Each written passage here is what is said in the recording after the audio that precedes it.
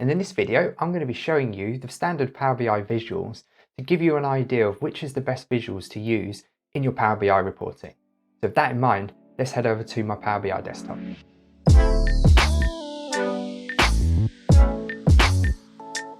So I'm going to keep this video high level with all the different visualizations because as there's so many to get through, I don't want this video to end up being far too long. So I'm going to just keep every single one high level just to give you the idea of what each one can offer and then help you make that decision in which visualization you would prefer to use. So I'm going to start with the stacked bar chart and the stacked column chart. These are both same charts, it's just how they are orientated will depend on which one you would like to use. So if you either got one that's going to be giving you a horizontal bar or a vertical bar, and that's literally the two differences of these particular charts, hence why I'm showing both of them at the same time. And what makes this different to other bar charts is because these are called the stacked ones, these show you as much as you're stacking on the amount. So if you wanted to have a split, so as an example, if I was to click on here, so if I was just to remove for now the cost, so we can just see the profit, and then if we just move year to legend, you can see it broken out here to give that view, but you can't do that if you've got more than one amount on the x-axis. So what I'm going to do is just go back and put it back to how it was before, so you can see it broken out here. And then also with both these charts you can drill down. So in the y-axis I've put region as the first one here, and then year as the second one, and then state as the third one. And then what you can do is just drill down by, if you click on the actual chart, it will give you these options across the top. This one allows you to go down one. So if I was to click on this one, it would take me from region to year, like so. And then if I wanted to go back to where I was, I can just drill back up. And then if I wanted to have a look at what this would look like with west, east, central, and south with the years, you can click on the expand one level to hierarchy, and then you can see which year and which region had the highest cost and profit. And then another thing you can do with these, as well you can with some other charts as well, is to create what are called small multiples. And these are basically little graphs of what you've already had. So if you wanted to suddenly break out like the region, which we had before, and then be able to see by year, then you can actually just see it all broken out nicely in a group. So you don't have to create separate graphs to do this. You can just drop in what you want under this little part here called small multiples. Now the difference for the clustered bar chart and the clustered column chart, which are these two here, is that instead of stacking on, you get the side-by-side view. So for what we had before, we're looking here with just sales, and this is giving you it broken out by year, so you can see how each region performed across the years that sales took place. And again, you can see it with the column chart, and this will give you an idea of kind of when you build out your dashboards or any of your visualizations, you'll be able to decide which one would work better in your particular circumstance. And as like with the stacked charts, you can actually create small multiples as well. As you might notice, the difference here between the stacked here is the actual profit now moves to the side if you were to use the same layout as you did with the stacked charts with the profit and the cost to be side by side. But if you wanted to carry on how we had here, where we had the region with the years, then you can see these mapped out, and then all I've done is add in the addition of month names, and then you can see for each year what the sales were like for each month. And now, similar to the stacked bar chart and stacked column chart, is the 100% stacked bar chart and 100% stacked column chart.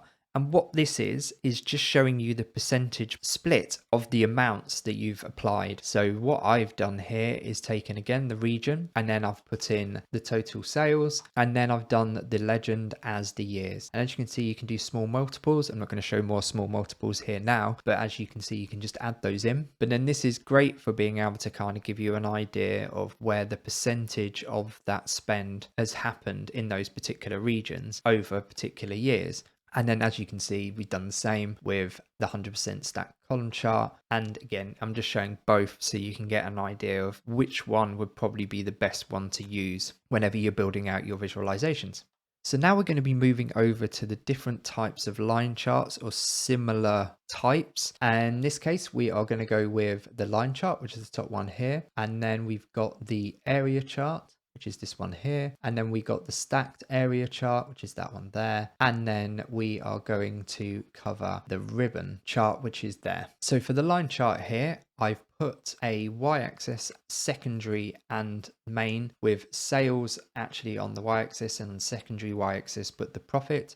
So you can see how that has progressed. As you would think, with more total sales, there'll be more total profit, but we can see in 2015, actually profits still continue to rise, even though the costs have gone down. So that would make you think maybe in 2015, this particular company in this data set are showing that they've improved what their costs were to maximize their profit for that year, and then continued that as they grew over the years. So similar to the line chart, we have the area chart, which gives you again the line that shows you the amounts and how that trends, but you also have the addition of where it's filled out at the minimum of the y-axis. In this case, I've got it set on auto, so it's already like figuring out where to place it, so it hasn't actually set it to 0.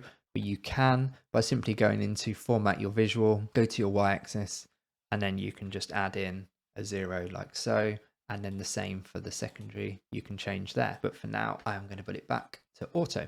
So those are the two differences with those. But if you wanted to have it like we did with the stacked bar charts and column charts, is how much of the cost and how much of the profit and how that looks visually. This is where the stacked area chart can come in handy. But again, you can drop in a legend. So if you wanted to and see that broken out, maybe like region, that can be dropped in. So if we go to here and then take out cost and then drop in region, you can then see how they stack up over time. And then similar can happen with the ribbon chart. Now the ribbon chart, when you look at it in its first part, it looks very similar to how this looked before. It's just showing you a reversed version. So you've got the total profits at the bottom and then the cost is there because it's giving you the lowest amount first, then the highest amount. But all this is basically bar charts with a ribbon that tells you the change. Now this particular visual in this current state doesn't show you the true power of what this can do. So what I'm going to do is remove the cost, and now I'm going to drop in region so you can see how this works. And how it operates is you have your bar charts that are stacked here, but with the ribbon, it shows you how each region in this case has moved. So we knew the West in 2014 was the highest profit making region, which then dropped to the second in 2015, but then went back up to being number one in the profit making regions for 2016, 2017. You know, you can use this with various different types. I'm choosing region as this because you can add more, but then it can get a bit messy. If you end up having a large one that takes up a whole page, it can be a lot easier to read. But for this one, it was nice to keep it simple here, where we can see how these are broken out. So now we're going to cover the line and column stacked chart and the line and clustered column chart, which are these two here. And then also we're going to cover the waterfall chart, which is this one here, and the funnel chart with this one here. Let's start with the line and column stack chart and the line and clustered column charts. These are, as we saw before, where we had our total cost and total profit on top of each other, give you a stacked view. Obviously these are columns, they're not bars, but again you can do your small multiples with both of these, but with the addition is you can add in a line. So in this case I've put the total quantity in, so you can see the total quantity of products sold and how that's increased over the year, as is with the sales. And the same here, the only difference is you have the profit at the top and then the profit goes to the side. And again, you can break these out to have it stacked with whatever you put in the legend, but that's only if you have one value in the column y-axis. And now if we move over to the waterfall chart, this one is mainly used in finance because it's good for showing where the costs are going out and coming in. So which ones are actually making an impact on your overall revenue. So with this data set, all I've done is take the total profit to then show all the different subcategories of products sold to see which ones made up of the total profit. And as we can see where it says green, that shows where the areas that have made the most profit. But then the ones where it's decreased and actually taken off profit are showing in red. So we can see tables, bookcases, and supplies are the ones that have taken down the amount. And because we're seeing it grow here, if we didn't have that negative profit, then we would have finished up higher and then would have been over 300k of profit. So now we come to the funnel chart. The funnel chart is a really good way of being able to see where in the process the majority of whatever part you are looking at is. So if you have different steps in your business, you'll be able to use a funnel chart to be able to understand where that flow is sat. And normally you see funnel charts for any sort of things where businesses are trying to get leads, and then you normally see a funnel that actually funnels cleanly as larger and then gets smaller. But with these ones, I've used the idea of having open orders and where they are in the process, using the logic that the full payment will not be made until that item has been shipped and it's been invoiced and paid for. So what I've done is show the number of total open orders, which is 100%. You see here. So this is your total amount. And then down here is showing you how much of that open order amount and where it's actually sat in the process. If an order's been made and there's no stock, it will show here. If there's stock but hasn't actually been shipped yet, that amount will sit here. If it's been shipped and not invoiced, so we know that it's been sent to the customer, but they haven't been sent the invoice to pay yet, and the invoice has been sent to the customer for payment, but hasn't been paid yet. Because once payment's been made, then this will no longer be open. So then we can see that there's a lot sitting there that need to be shipped, might need to look into why and speed up that process. And then here is a good place to kind of look at to go, okay, we've sent the items, now we need payment, what's outstanding there? And then those customers can be chased if need be. So now we're going to cover the scatter chart, which is this one here. So what I've done for the scatter chart in this instance is show what the total profit is on the y-axis, and then on the x-axis I wanted to do total sales. It was interesting to be able to see what is broken out by which states, and we can see here that actually more total sales were made here, and this was Texas, and they've actually made a total profit of minus 25,000. So we can see the more they've sold, they've actually caused more of a loss. But this gives you a good idea of how you can do the scatter chart. And if you wanted now to do the line, all you do is go up to add further analysis to your visual option here. And then all I did was just add a trend line. So if you can toggle it off, toggle it on, it just follows the trend. And then I just made it a lighter color so it didn't take away from the main area that I needed to highlight. Now I'm going to cover the pie charts, the donut charts, and the tree map. So I chose to group all these together because they are very similar in how they show amounts by size. And these can be found here for the pie chart, here for the donut chart, and here for the tree map. Now, pie chart, as we all know, breaks out how much something is in a circular form, all within an area. So we can see which different areas take up the most, and we can see the west, and then east, and then central, and then south, and that's how it's broken out. But it's not always the easiest to kind of really gauge. I know we got the data labels available here, but I've never really found pie charts to be that useful, and they take up a lot of room as well. Where if you have a donut chart, these can be useful because it can still give you the same information, but because you have a space here, you could put a total number or percentage or a call out, anything like that to sort of give an idea. But again, these do take up quite a bit of room just to try and fit in all that information, which is maybe why you're thinking, well, this tree map is taking up a lot of room, but it tells you the same story. So we can see here west, and then east, and then central, and then south. We can visually see that's quite easy to know which areas are taking up the most. But the difference is you can bring this in to almost nothing. If it wasn't for the legend to fit everything in like that, we could have made that even smaller. And technically, don't even need the legend because that has all the names in there. So you could ideally make it as small as that to get the same information, which you might find more useful depending on what you're dealing with, which you might find more useful when trying to break out the amount of information you've got. Like we know if we end up sticking a load of information in here, so if we decided not to do region and let's go state, drop that in, we do that and we're like, what?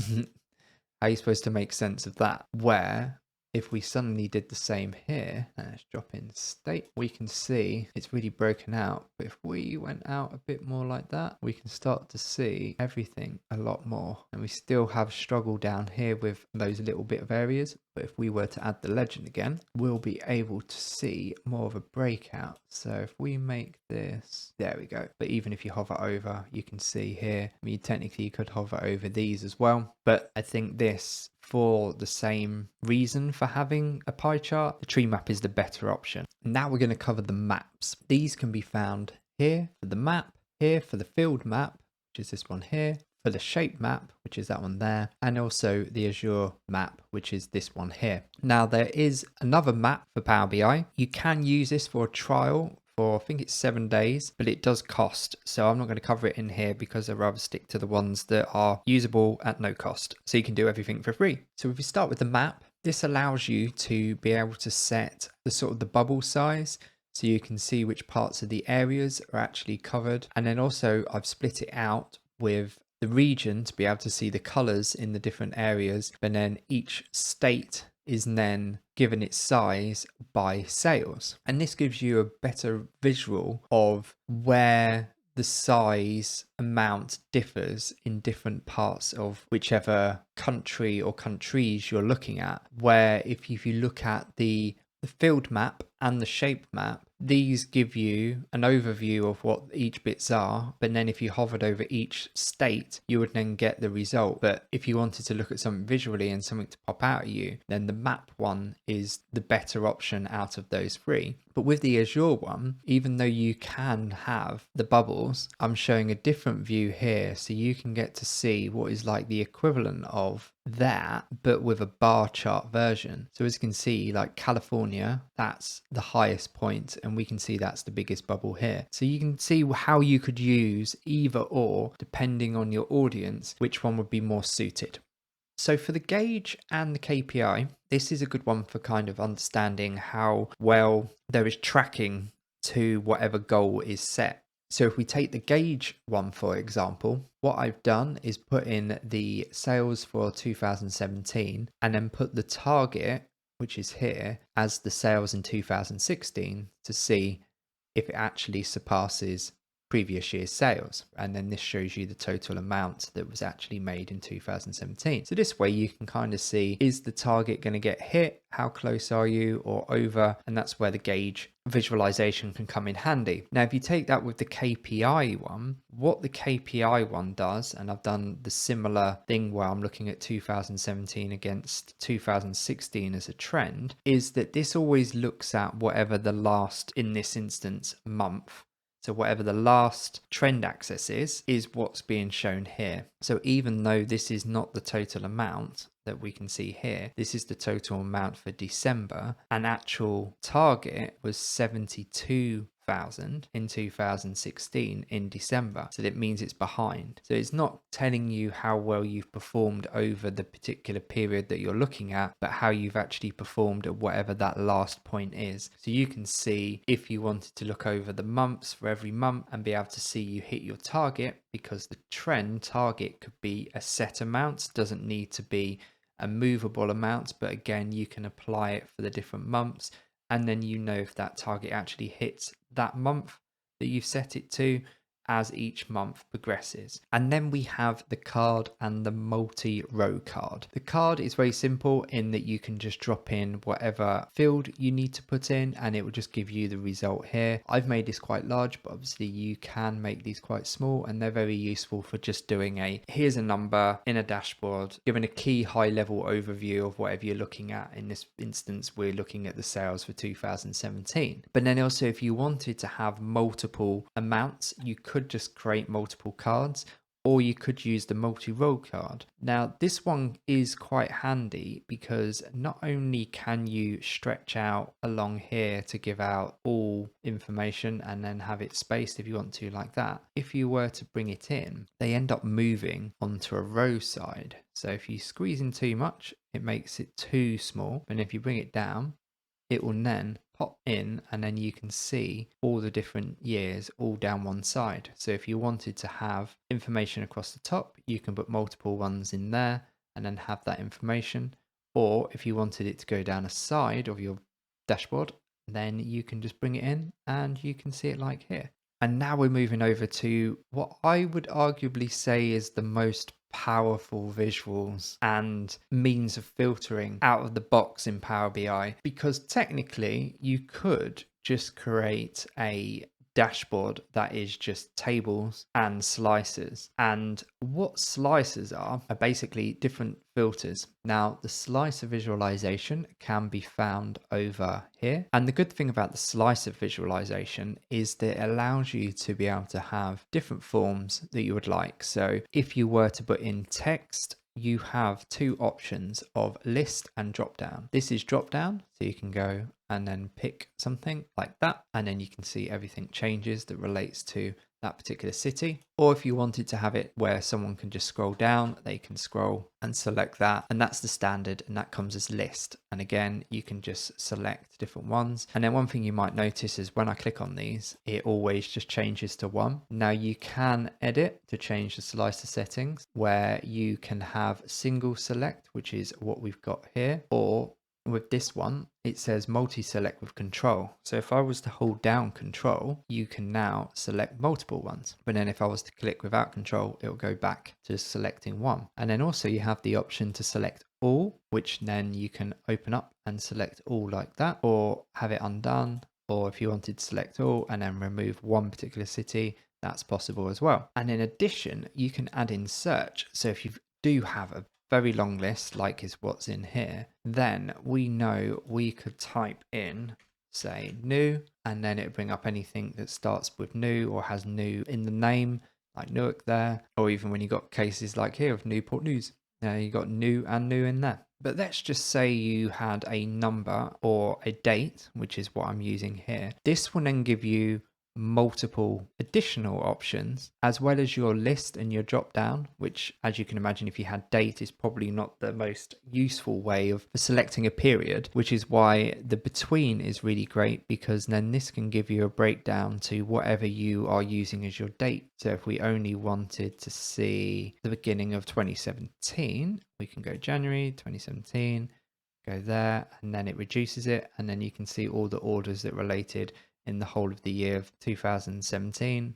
Obviously, you've had a slicer with year on it, you'll be able to see that as well. Then you can clear that, and then if you wanted to just move the slider, you can do that, so you can see between those periods, that gives you that. And then if you wanted to just one that just did before, so anything will start from the 1st of January 2014, and then whenever you bring this in, it will only filter by whatever the last date is, and then after is the opposite, where it would go to whatever the last date is for the orders, and then you can move it around for whatever the beginning of the date is. And then the other one you have, which is very useful, but you can also get these in the filter as well, so you can actually access filters down here, so that you don't have to have filters along here, you can actually have them in here as well. But for a user perspective, it makes it easier for them because they can see what's there. And then also with what's selected, if they were to export as a PDF, say, they'll be able to actually see what has been selected, where they wouldn't be able to see it if it was in the filter pane down here. And one of the great things is, say, if you wanted to have a dashboard that updated every month and you're having dates coming in all the time, you can select calendar months and then add in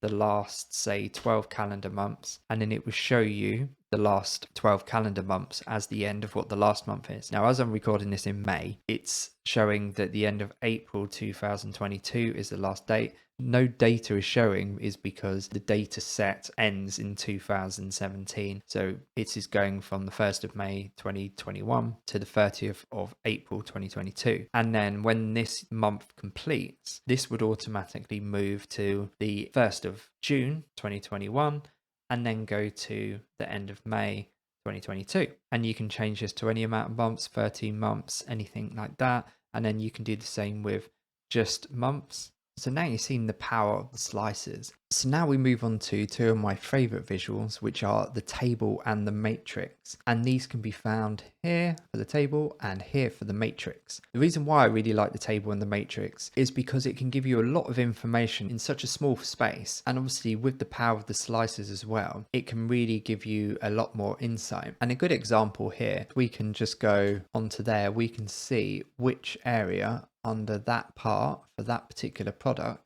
has been the one that's generated the most sales over time, and then most likely most profit as well. Their top three there did, and then that one there. Then you might be thinking it's just a table, but what makes this really, really, really powerful is that you can actually add so many elements to it to make everything sort of stand out more. So if we wanted to understand sales, and then we could just add a data bar and then shows you what it looks like. And if we make that a lighter one, so it cuts through, there we go. So if we were to like mix it up a little bit and do that, they've only had a small amount of sales in that particular area.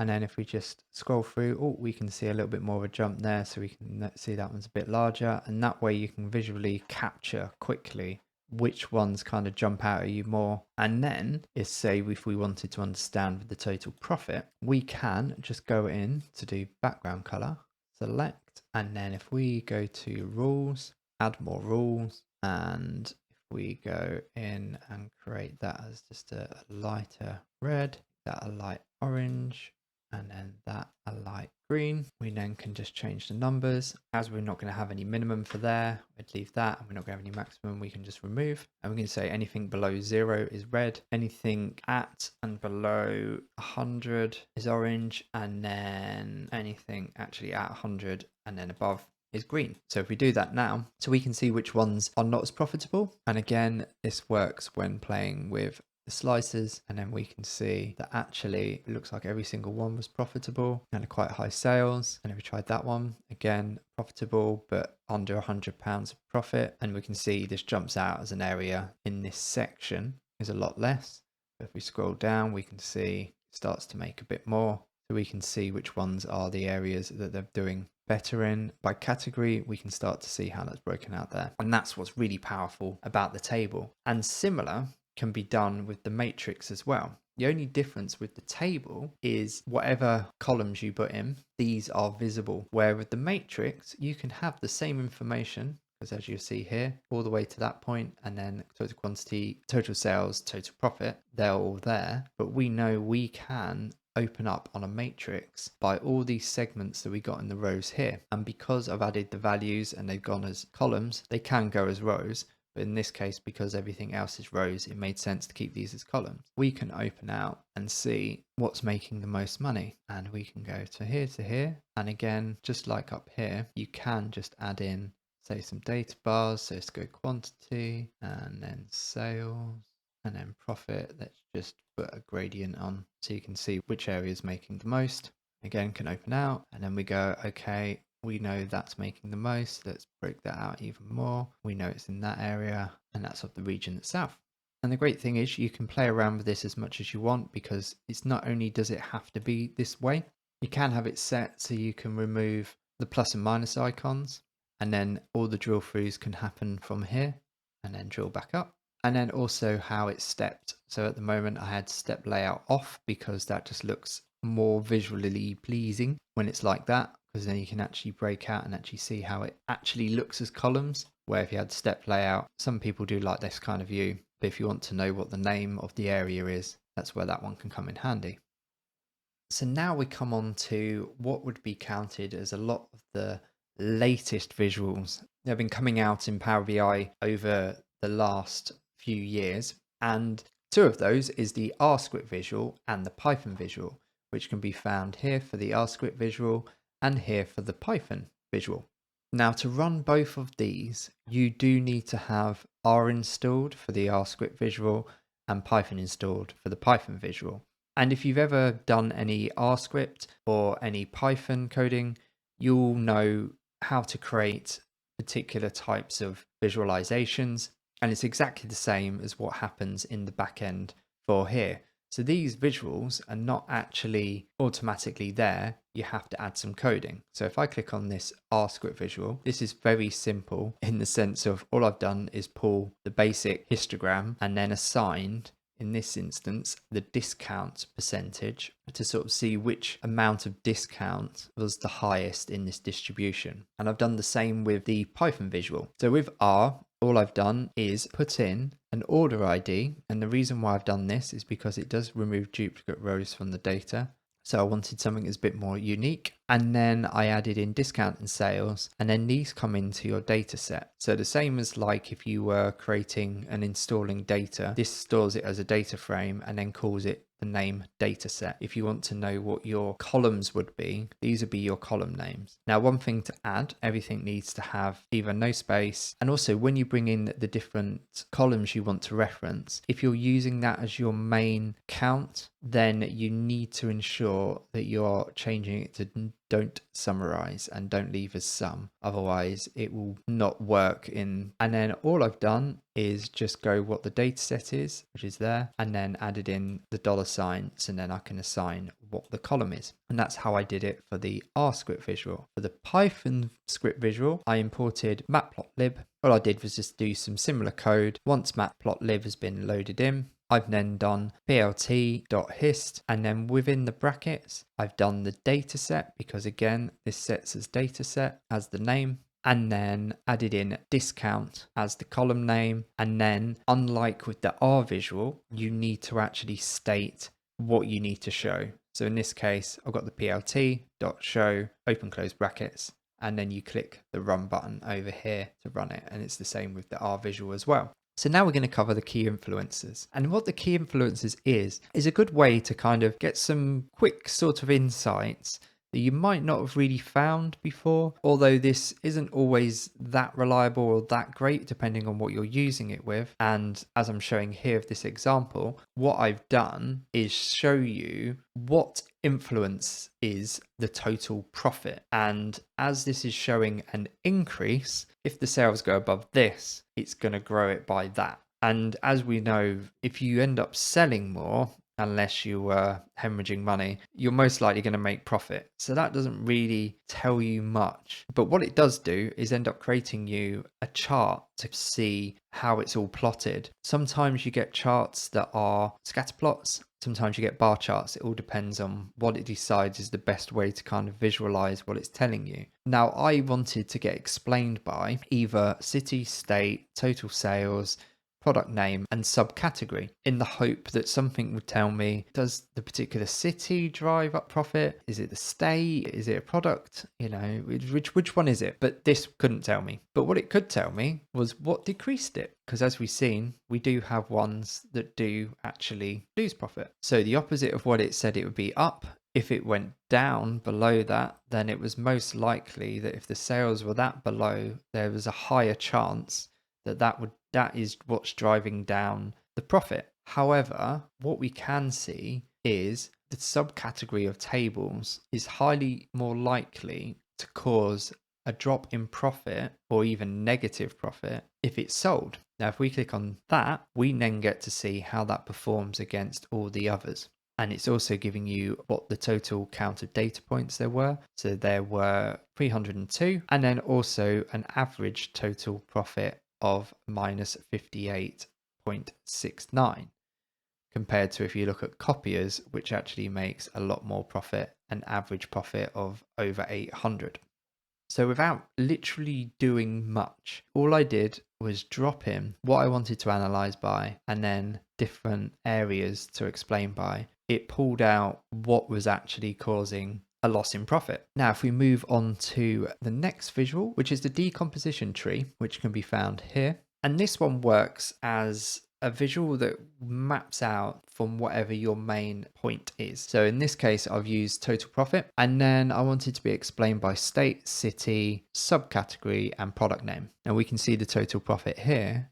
And if I click on this little plus sign, I can choose to go, do I want to see by city, state, product name subcategory, or you can choose low value or high value. And that will mean if I pull up the high value, it will give me the ones out of these that are causing the highest value. So if we do high value, we can see the state is driving up the highest amount, which is California. And then you can go down and then see which ones are not. And if we click that off, we can then go low value, and then it would do the same. So if we go to the top, we'll see California again. And then if we wanted to know the next thing that has the next highest value, we then go high value. And then we get to see it's Los Angeles is actually the highest profit making city in the state of California. And if we were to click on New York, but then if we wanted to start to see which cities in Texas are now causing the lowest value. So if we wanted to find out what was causing